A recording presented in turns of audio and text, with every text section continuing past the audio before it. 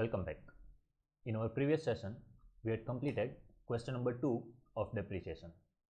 In our today's session, we are going to start question number 3, which says, Jenny Stores purchased an old machine on 1st April 2016 for Rs 31,000.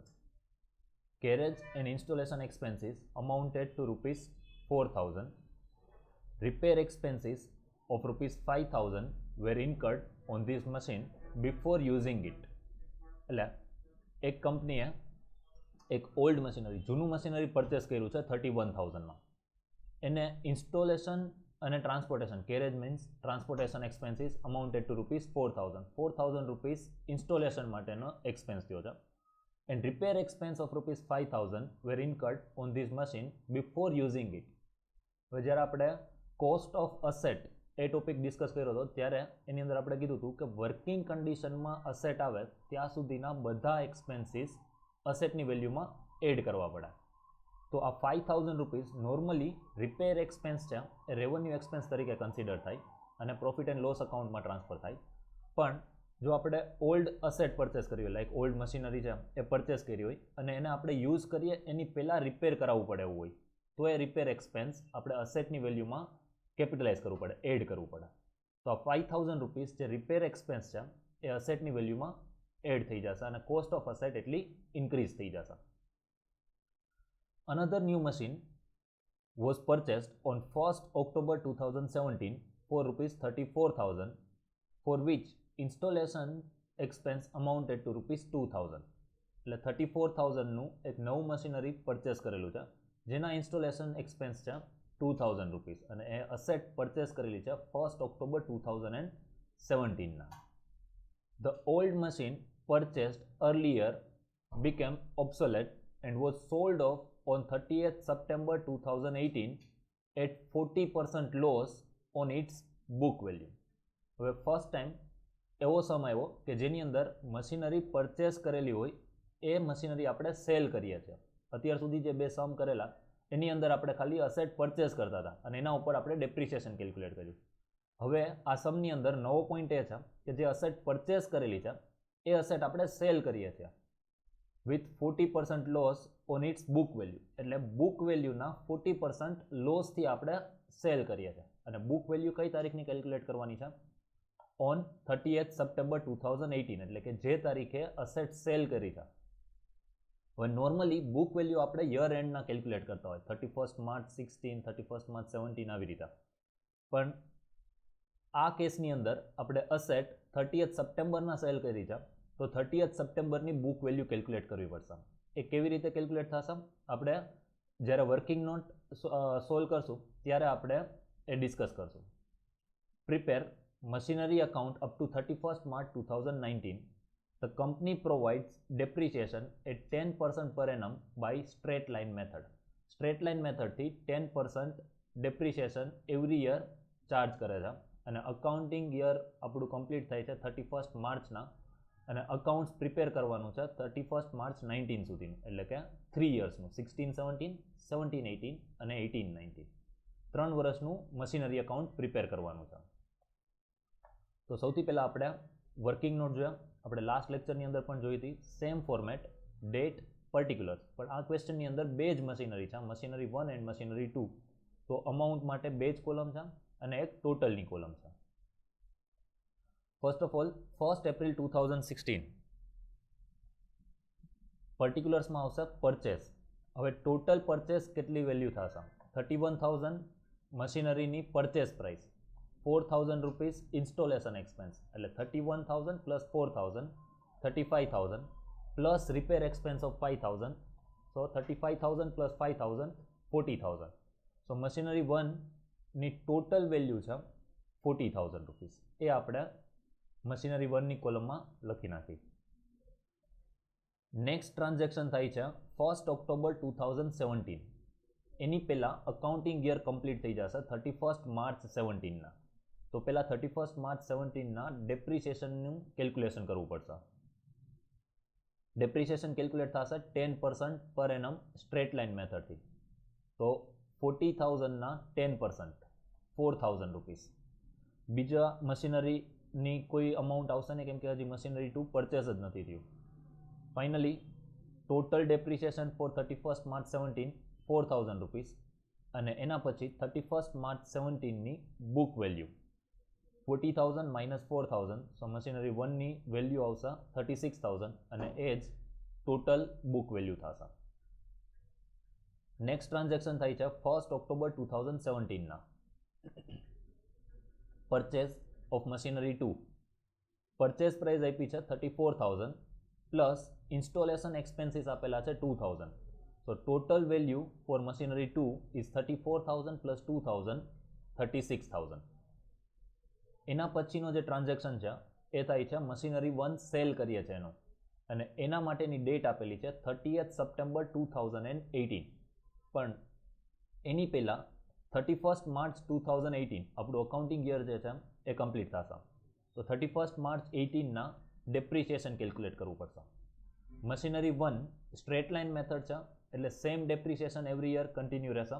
4,000 rupees આપણે first યરના calculate કર્યું છે, same amount machinery 1માં depreciation આવશે 4,000. Machinery 2 માટે આપણે depreciation calculate કરવું પડશે. 36,000 કોસ્ટ ઓફ અસેટ છે, 10% રેટ ઓફ ડેપ્રિસિએશન છે, પણ અસેટ પરચેસ કરેલી છે 1st Octoberના. તો આપણે ડેપ્રિસિએશન કેલ્ક્યુલેટ કરવાનું થશે ઓક્ટોબર ટુ માર્ચ, એટલે કે 6 months, October, November, December, January, February and March, 6 મંથ્સનું ડેપ્રિસિએશન કેલ્ક્યુલેટ કરવાનું થશે. તો ડેપ્રિસિએશન કેવી રીતે આવશે? 36,000 total value multiply by 10% rate of depreciation multiply by 6/12. આનો જે આન્સર આવશે એ આવશે 1,800, જે સેકન્ડ મશીનરીનું ડેપ્રિસિએશન છે ફોર 31st March 2018, 6 મંથ્સનું depreciation. So total depreciation for 31st March 2018 is machinery 1 4,000 plus machinery 2 1,800, total amount 5,800. Book value as on 31st March 2018, 36,000 minus 4,000, 32,000 machinery 1 માટેની book value, and machinery 2 માટે 36,000 purchase price minus 1,800, so 34,200 machinery 2 ની value. Total book value 66,200. હવે next transaction છે 30th September 2018, અને accounting year આપણું complete થશે 31st March 2019. તો પહેલાં જે 30th સપ્ટેમ્બર આપણે અસેટ સેલ કરેલી છે એના માટેની એન્ટ્રી કરવી પડશે. તો 30th સપ્ટેમ્બર 2018 સૌથી પહેલાં આપણે 30th સપ્ટેમ્બરની બુક વેલ્યુ કેલ્ક્યુલેટ કરવી પડશે. તો બુક વેલ્યુ કેવી રીતે મળશે? જે આપણી પાસે ઓપનિંગ બેલેન્સ છે, એટલે કે 31st March 18ની જે બુક વેલ્યુ છે એમાંથી આપણે ડેપ્રિસિએશન માઇનસ કરવું પડે. પણ ડેપ્રિસિએશન તમને બધાને ખબર છે એ રીતે આપણે યર એન્ડના જ કેલ્ક્યુલેટ કરીએ છીએ, 31st March 17, 31st March 18, અને હવે આપણે કેલ્ક્યુલેટ કરશું 31st March 19ના. તો 30th સપ્ટેમ્બરની બુક વેલ્યુ કેવી રીતે કેલ્ક્યુલેટ થશે? તો જ્યારે કોઈ અસેટ સેલ થાય ત્યારે જે ટાઈમે અસેટ સેલ કરીએ ત્યાં સુધીનું depreciation only for that particular asset, એના માટે જ આપણે ડેપ્રિસિએશન કેલ્ક્યુલેટ કરવાનું થશે.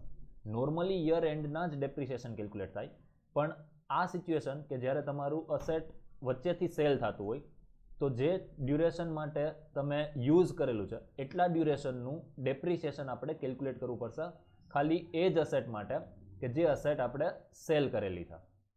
તો 32,000 જે આપણી બુક વેલ્યુ છે એમાંથી ડેપ્રિસિએશન આપણે માઇનસ કરવું પડશે ખાલી ને ખાલી મશીનરી 1નું. બરાબર. હવે મશીનરી 1ના ડેપ્રિસિએશન માટે આપણે કેલ્ક્યુલેશન કરવું પડશે. એ આવશે, નોર્મલી આપણું ડેપ્રિસિએશન 4,000 રૂપીસ છે.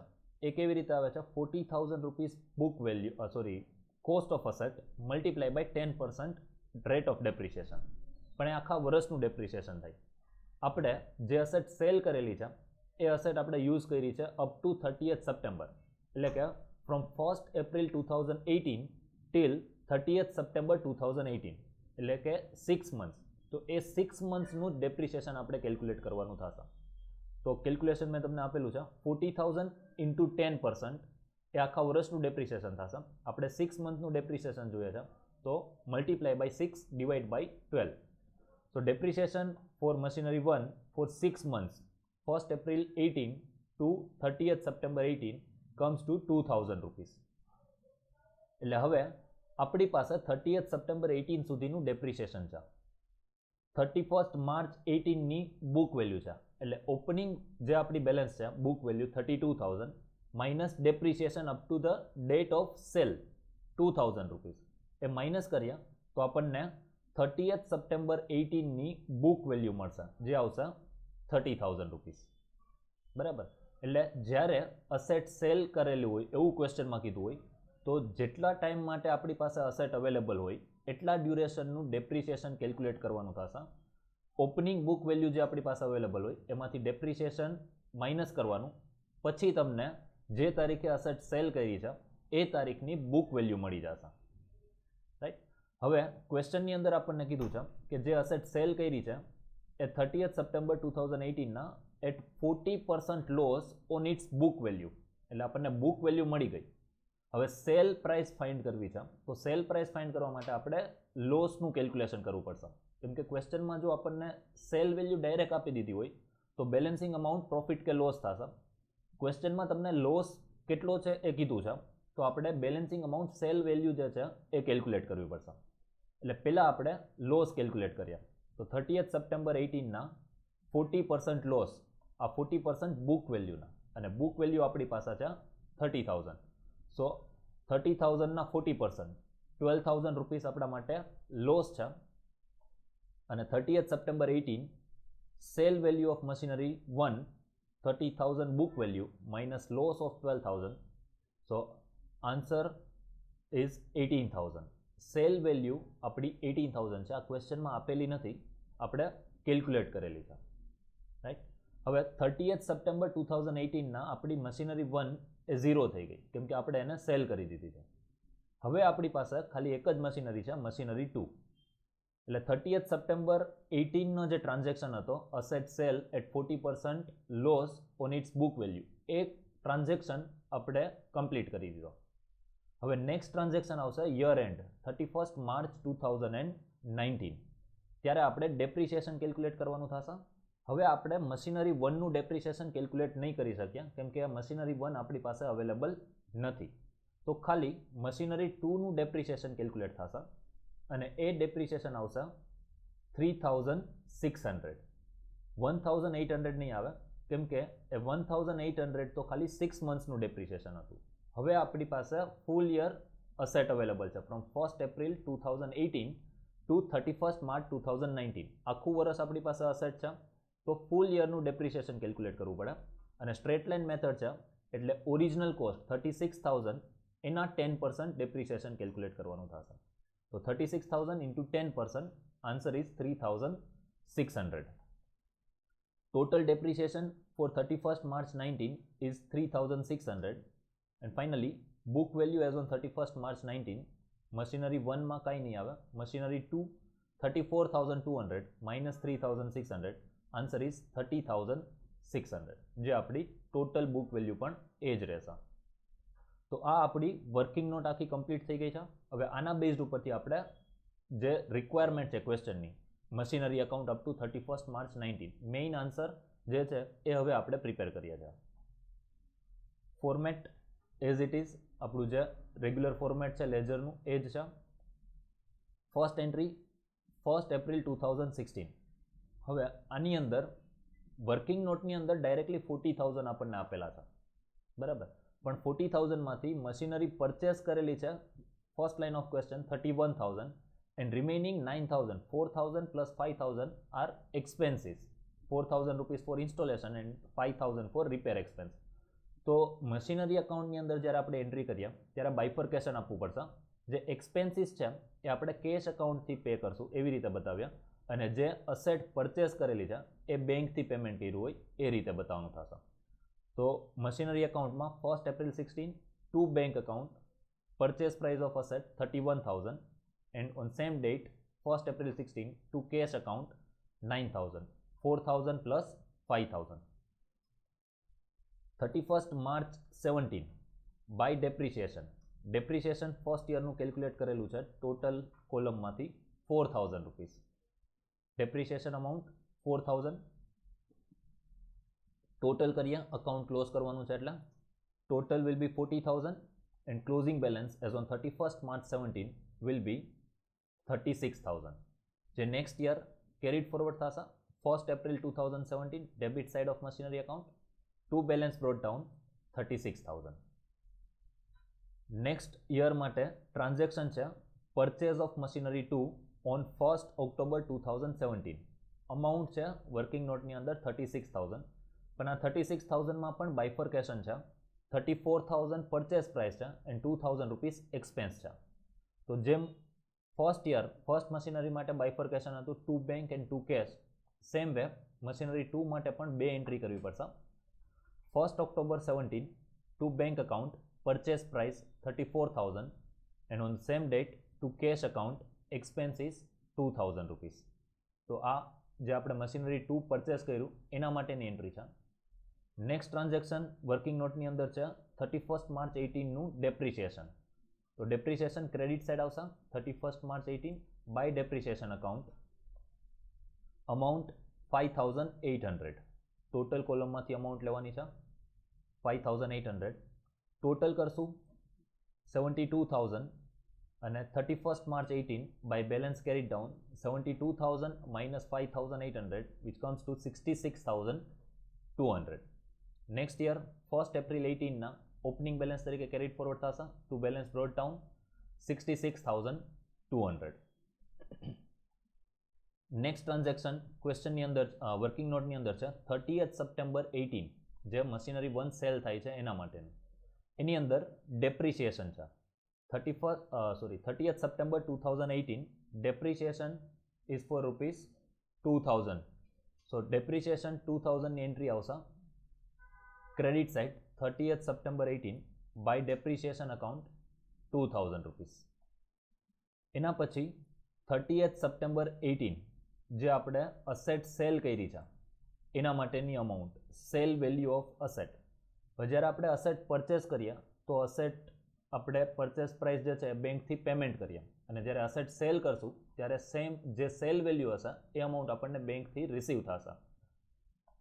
તો મશીનરી અકાઉન્ટમાં સેલ વેલ્યુ જે છે એ ક્રેડિટ સાઇડ આવશે અને પર્ટિક્યુલરમાં આવશે બાય બેંક અકાઉન્ટ. પરચેસ કરીએ ત્યારે આપણે ડેબિટ સાઇડ લખીએ છીએ બેંક અકાઉન્ટ, સેલ કરશું ત્યારે ક્રેડિટ સાઇડ આવશે bank account. 30th September 18 by bank અને સેલ વેલ્યુ આપણે કેલ્ક્યુલેટ કરી હતી 18,000 રૂપીસ. તો અમાઉન્ટ વિલ બી 18,000. હજી એક અમાઉન્ટની એન્ટ્રી આવશે જે લોસ છે. પ્રોફિટ કે લોસ જ્યારે તમે અસેટ સેલ કરશો ત્યારે પ્રોફિટ કે લોસ હશે એની એન્ટ્રી આપણે કરવી પડશે. તો એ એન્ટ્રી આવશે લોસ છે તો મશીનરી અકાઉન્ટમાં ક્રેડિટ સાઇડ. તમને એવું થતું હશે સર લોસ તો ડેબિટ સાઇડ આવે પણ લોસ પ્રોફિટ એન્ડ લોસ અકાઉન્ટમાં ડેબિટ સાઇડ આવશે. એની સેકન્ડ ઇફેક્ટ અસેટ અકાઉન્ટમાં ક્રેડિટ સાઇડ આપવાની થાય. તો 30th September 18 ના લોસ છે એટલે બાય P&L અકાઉન્ટ 12,000 રૂપીસ. તો આ મશીનરી 1 જે સેલ કર્યું એના માટેની એન્ટ્રી હતી. Next transaction depreciation 31st March 19 by depreciation account 3,600. Finally account close કરશું 66,200 ટોટલ છે અને ક્રેડિટ સાઇડની આ 4 અમાઉન્ટ માઇનસ કર્યા તો 31st March 19 ની બુક વેલ્યુ આવશે બાય બેલેન્સ કેરીડ ડાઉન 30,600 જે આપણી વર્કિંગ નોટ સાથે ટેલી થઈ જશે. તો ફ્રેન્ડ્સ આ સાથે આપણો જે ક્વેશ્ચન નંબર 3 છે એ કમ્પ્લીટ થાય છે. આજનો સેશન આપણે અહીંયા વાઇન્ડ અપ કરીએ. નેક્સ્ટ સેશનમાં મળીએ ત્યારે વધારે નવા ક્વેશ્ચન અને નવા ટોપિક સાથે મળશું. Till then good bye, thank you.